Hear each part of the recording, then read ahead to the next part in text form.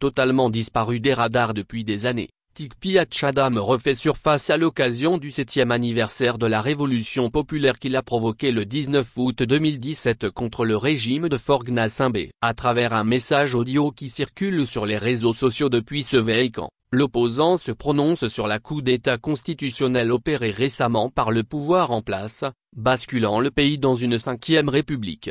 Toujours dans sa logique d'une transition sans Faure Gnassingbé, Tikpi Hatchadam, depuis sa cachette, invite le peuple togolais à se mobiliser dans un mouvement de libération, pour empêcher Faure Gnassingbé de passer la 5e vitesse. Dans la foulée, il adresse une pique aux forces vives qui tentent de sensibiliser et de mobiliser la population, notamment à travers des meetings, contre la nouvelle constitution. Selon Tikpi, le temps n'est plus à expliquer au peuple les enjeux d'un tel coup de force constitutionnel. Toute initiative portant sur la constitution monarchique de 2024 est une perte de temps qui retarde la conclusion de la lutte. N'est-ce pas la raison pour laquelle le pouvoir n'hésite pas à tolérer l'organisation des manifestations consacrées à la constitution monarchique? Qu'explique-t-on encore au peuple togolais lorsque tout est clair pour tout le monde et partout? L'explication, lorsque tout est clair, embrouille, a-t-il indiqué. Lisez plutôt en intégralité, la déclaration de Tikpi Hatchadam. Chers compatriotes,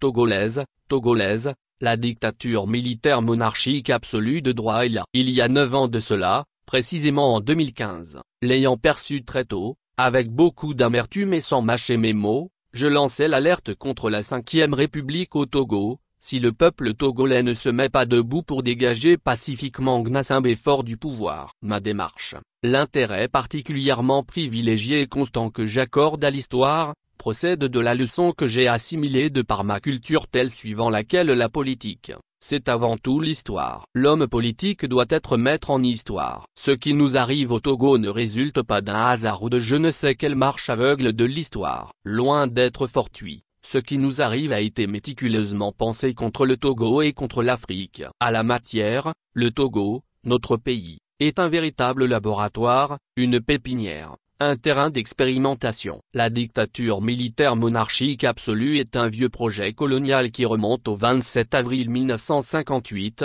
date à laquelle le peuple togolais, dans son ensemble, suite à l'élection que le constitutionnaliste Ouansa Yagla, qualifié de plébiscite, a remis les rênes du pouvoir d'État au souverainiste Sylvanus Olympio qui devint ainsi Premier ministre du Togo le 19 mai 1958. Il s'agit de confisquer pour l'éternité la souveraineté du peuple togolais. Le 27 avril 1958, le projet relatif à l'imposition de la famille Gnassingbé au pouvoir au Togo par la force des armes et pour l'éternité fut lancé dans le sang le 13 janvier 1963 et officiellement mis en œuvre le 14 avril 1967. Après 4 années de réglage de tous les détails. L'argent qu'il faut avait été déjà trouvé, il est ramené au pays le 1er septembre 1962, soit 4 mois et 12 jours avant le crime originel, l'assassinat du président Sylvanus Olympio. Et la même année, les forces armées togolaises, FAT, constituent le garant de la pérennité, la vie illimitée du projet. La prise de conscience du peuple togolais, débouchant sur un mouvement populaire gigantesque, représente le risque majeur à même de ruiner et de mettre fin au projet à tout moment. Le projet machiavélique sera sauvé et consolidé en 2005 avec le rituel périodique de remise à neuf de la dictature militaire dans un fleuve de sang qui a vu la montée du fils Gnassingbé Faure sur le trône de son père, en vue justement de la perpétuation du règne de la famille Gnassingbé Faure sur le Togo, contre la volonté et les aspirations profondes du peuple togolais. Le prix du projet de 1958 prévalant à guider, commander et présider à la terreur et aux assassinats commis entre 1963 et 1990, remontés à la surface par la Conférence nationale souveraine, à la résistance dont Gnassingbé Eyadema a fait montre dans le sang entre 1990 et 2005, ainsi qu'au bilan macabre de 2005 avec le fils Gnassingbé Faure. Le même esprit diabolique est à l'œuvre dans la résistance machiavélique opposée par ce dernier au peuple togolais, toujours dans le sang, entre 2005 et 2017, et depuis le 19 août 2017 à ce jour. Ainsi, de 1963 à 2024, le Togo a connu une dictature militaire monarchique absolue de fait qui aura duré 61 ans. À partir de 2024, Gnassingbé Faure ayant parachevé le processus de constitutionnalisation, le peuple togolais est sous une dictature militaire monarchique absolue de droit. La dictature militaire monarchique absolue de droit est là. C'est un fait. La confiscation de la souveraineté du peuple togolais par le fusil le 13 janvier 1963 se trouve formalisée par sa constitutionnalisation en 2024. Par la fameuse constitution de la Ve République, la confirmation du cercle de division de la famille Gnassingbé-Faure que j'ai exposé pour la première fois au cours d'un meeting public du Parti national panafricain PNP, tenu le 23 octobre 2016 au stade d'Ago NIV à Lomé, est faite. C'est une réalité. Pour ceux qui doutaient encore, Gnassingbé-Faure, qui confirme la finalité du montage du cercle de division de la famille Gnassingbé-Faure, écrit, signe et promulgue: le pouvoir que je tiens n'appartient pas à l'armée. Le pouvoir que je tiens n'appartient pas aux forces de l'ordre et de sécurité. Le pouvoir que je tiens n'appartient pas au RPT UNIR. Le pouvoir que je tiens n'appartient pas au Sud. Le pouvoir que je tiens n'appartient pas au Nord. Le pouvoir que je tiens n'appartient pas à Kara. Le pouvoir que je tiens n'appartient pas à Pia. Le pouvoir que je tiens appartient à ma famille, à la famille Gnassingbé, à elle et à elle seule. Cette proclamation, les derniers restés accrochés aux éléments de la division, déchante complètement et définitivement. Le slogan « Eyadema toujours et toujours au pouvoir » n'était pas un slogan creux, encore moins vain. La petite phrase « Mon père m'a dit » n'a rien d'une blague. Quoi qu'il en soit, Gnassingbé-Faure vient de constitutionnaliser en 2024, sous nos yeux, la dictature militaire monarchique absolue inaugurée par son père le 13 janvier 1963. La dictature militaire monarchique absolue éternelle, voilà le projet apporté par la famille Gnassingbé pour le Togo et pour l'Afrique. L'histoire, la philosophie et le projet caractérisant la constitution monarchique de 2024 ne sont pas voilés. L'ambition et la finalité qui l'animent sont évidentes. L'esprit de cette constitution est clairement lisible jusqu'au 27 avril 1958. À partir de ce moment, qu'il s'agisse d'entretiens avec des spécialistes du droit, de débats organisés, de manifestations, toute initiative portant sur la constitution monarchique de 2024 est une perte de temps qui retarde la conclusion de la lutte. N'est-ce pas la raison pour laquelle le pouvoir n'hésite pas à tolérer l'organisation des manifestations consacrées à la constitution monarchique? Qu'explique-t-on encore au peuple togolais lorsque tout est clair pour tout le monde et partout? L'explication, lorsque tout est clair, embrouille. Chers compatriotes togolaises, togolais, aujourd'hui, je peux dire avec assurance que la cause du peuple togolais est connue et entendue par l'Afrique et par le monde, suffisamment informé de la situation, la tragédie infernale au Togo. Notre cause est défendue par des patriotes africains dans les instances sous-régionales, régionales et même internationales. Nous pouvons résister au devoir de reconnaissance. Je voudrais, à travers un homme, rendre un hommage mérité à tous ces patriotes panafricanistes engagés qui font ressentir au peuple togolais qu'il n'est pas un peuple orphelin dans sa longue lutte héroïque contre la plus vieille, féroce et cruelle des dictatures du continent africain. Honorable Guy Marius Sagna, digne fils d'Afrique. À ce stade de la lutte, je voudrais vivement attirer l'attention des gouvernements africains, souverainistes et panafricanistes, sur le fait qu'au Togo, depuis 61 ans aujourd'hui, le peuple togolais martyr a affaire, lui aussi, à un terrorisme, mais un terrorisme d'une nature atypique, le terrorisme d'État, dans une grande prison à ciel ouvert. Être terroriste contre son peuple et, dans le même temps, crier au terrorisme est une vieille arme, utilisée par le régime Gnassingbé depuis 1986, quand personne ne parlait de terrorisme, du moins en Afrique de l'Ouest. C'est un fait que tout gouvernement africain, souverainiste et panafricaniste, ne doit jamais perdre de vue dans ses relations diplomatiques et économiques avec le pouvoir en place de Togo, au nom de tout ce qui nous unit et nous lie depuis des millénaires, c'est-à-dire depuis l'Antiquité dans la vallée Nil natale au royaume, en passant par les empires.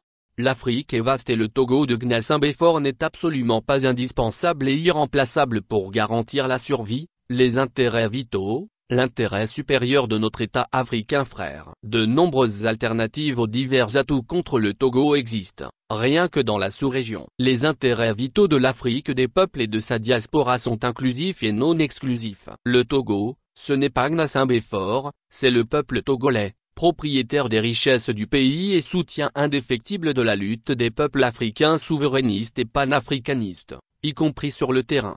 La participation du Parti national panafricain, PNP, aux manifestations Bamako au Mali, par laquelle 3 responsables du parti furent emprisonnés par Gnassingbé Faure. Les déclarations publiques condamnant les sanctions et les menaces de guerre de la CEDEAO, les réunions hebdomadaires entièrement consacrées à la lutte des peuples frères du Mali, du Niger et du Burkina Faso pour la souveraineté, ainsi que mes discours sont autant de preuves assez éloquentes.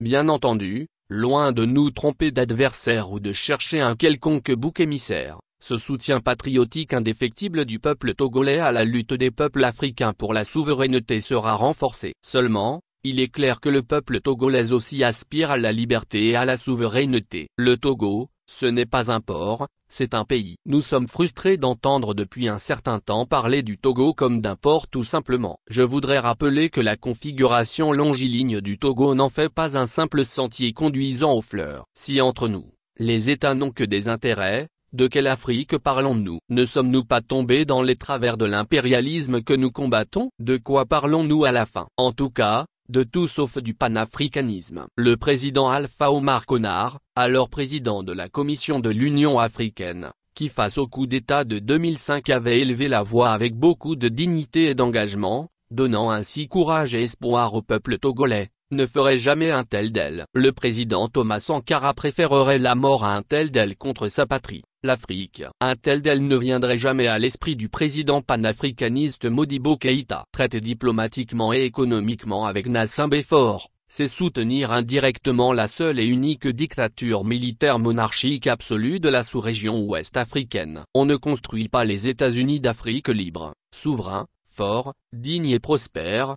avec des dictatures militaires monarchiques absolues. Ceci n'est pas du tout la demande, la commande de la jeunesse africaine contemporaine. Le défi aujourd'hui ne consiste-t-il pas à libérer l'Afrique en libérant les micro-États de la dictature ou de tout régime illégal et illégitime complice de l'occupant, afin de bâtir l'État fédéral d'Afrique noire, seule issue, seul rempart, face à toutes les agressions violentes et barbares dont notre continent est victime? J'insiste et je persiste tant que le Togo, verrou d'un verrou à sauter, en vue de la libération totale et définitive de l'Afrique, ne sera pas libéré, je crains fort que ces avancées remarquables vers la liberté et la souveraineté reconquises, auxquelles nous assistons avec beaucoup d'espoir sur le continent, particulièrement dans la sous-région ouest africaine, soient réversibles à tout moment. Non, le régime qui est le problème de l'Afrique ne peut pas être la solution pour l'Afrique. Cependant, il reste constant que la lutte de libération du Togo est avant tout une lutte du peuple togolais. C'est notre combat pour le Togo et pour l'Afrique. Dans la condition togolaise, face à la constitutionnalisation de la dictature militaire monastique absolue, devant le péril, chaque jour grandissant, et les défis existentiels posés, le libérateur du Togo est et reste le peuple togolais. Ce peuple en est parfaitement conscient. Il sait que son destin dépend de lui et de lui seul. Chers compatriotes, Togolaises, le constat au lendemain de l'adoption de ce qu'il convient de désigner par la Constitution de la honte est clair et net. Un rejet total, en bloc et sans appel de la part de ce peuple qui n'a jamais élu un ni à single pouvoir et qui est résolu à en finir avec 61 ans de dictature militaire monastique absolue extrêmement sanglante. La secousse de la fameuse 5e République est tellement violente qu'elle cause des fissures profondes et béantes au fondement du système agonisant. Au sein de la minorité qui n'ose pas l'avouer, l'unanimité vole en éclats. Il n'est pas du tout question de servir éternellement la même famille avec toute notre descendance. Ne sommes-nous pas, nous aussi, Togolaises et Togolais, murmure-t-on. Le malaise est réel et palpable. On prie en secret et en silence pour la fin. Par la constitutionnalisation d'une dictature militaire monastique absolue confirmant le cercle de division de la famille Gnassingbé Faure finit par s'isoler complètement. Désormais dévêtue de ses 7 couches concentriques protectrices de toujours, la famille Gnassingbé se retrouve dans un face-à-face avec le peuple togolais dont l'unité sacrée, ironie du sort, est en face d'être définitivement scellée par la même 5e République. Néanmoins, il ne faut nullement compter avec les forces armées togolaises. Elles ne briseront jamais le pacte secret avec la famille Gnassingbé. Elles ne renonceront jamais à l'allégeance faite à la famille. Elles ne renieront jamais leur raison d'être, à savoir garantir éternellement le projet colonial du 27 avril 1958 contre l'indépendance. La souveraineté du 27 avril 1958. N'empêche, indiscutablement, c'est la fin des fins, comme disent les cinéphiles. Le régime est à bout et au bout. En réalité, Ce régime est fini depuis le samedi 19 août 2017. Pour l'avoir constaté par eux-mêmes, les tenants savent que depuis lors, ce n'est qu'une question de temps. Un pachyderme ne meurt pas à l'endroit même où il a reçu la flèche empoisonnée et fatale du chasseur. Après les vaccins successifs inefficaces de 2018, mascarade législative 2019, constitution personnelle et 2020, rituel périodique de remise à neuf de la dictature, la constitution monarchique de 2024, où la 5e République est certainement le dernier acte posé sous l'effet du poison mortel du virus 19 août. En tout état de cause, la constitution monarchique de 2024 se révèle contre-productive. La 5e vitesse ne passe pas. C'est clair, évident. Le conducteur héritier lui-même est agacé et même affolé par le but cacophonique et strident du moteur soumis à la 5e vitesse qui ne passe pas. Il est plus qu'urge de descendre de ce chauffeur avant qu'il ne bousille totalement le moteur de ce beau véhicule Togo volé depuis le 13 janvier 1963. Au-delà de la massification critique remarquable de la prise de conscience vers la formation du bloc des masses togolaises fatale pour le projet de 1958, je n'ai aucun doute sur le fait que le peuple togolais va finir ce qu'il a commencé. Entière est ma confiance au peuple quant à la conclusion de la lutte des libérations. Je rappelle tout de même ceci. Terrain virtuel, certes important en amont, les réseaux sociaux ne sauraient remplacer le terrain réel, c'est-à-dire la rue sur le territoire national et partout dans la diaspora. Déterminant, le terrain réel est le véritable théâtre de la lutte, dans un sursaut patriotique pour tous nos martyrs, au rang desquels les otages politiques, qui meurent les uns après les autres dans les joints de la dictature. Pour un Togo libre, souverain et prospère, il nous appartient, en tant que peuple, de faire de la dictature militaire monarchique absolue, constitutionnalisée, qu'ils appellent 5e République, un mort-né, et de l'Assemblée de la honte, la dernière chambre d'enregistrement, où les volontés du tyran entrent pour sortir habillées en loi. Condamnés par le peuple togolais et par l'histoire, les députés de la dictature, ces déshonorables, représentant uniquement la famille Gnassingbé, porteront chacun à son cou cette constitution comme un pendentif pour le restant de leur vie. Allez, portez à vie la marque indélébile de cette sentence que vous allez prononcer contre votre propre peuple. On ne fait pas ce que vous avez fait. Vous avez agi exactement comme un groupe d'étrangers véreux et vénaux, achetés par un monarque absolu législateur, opprimant son peuple.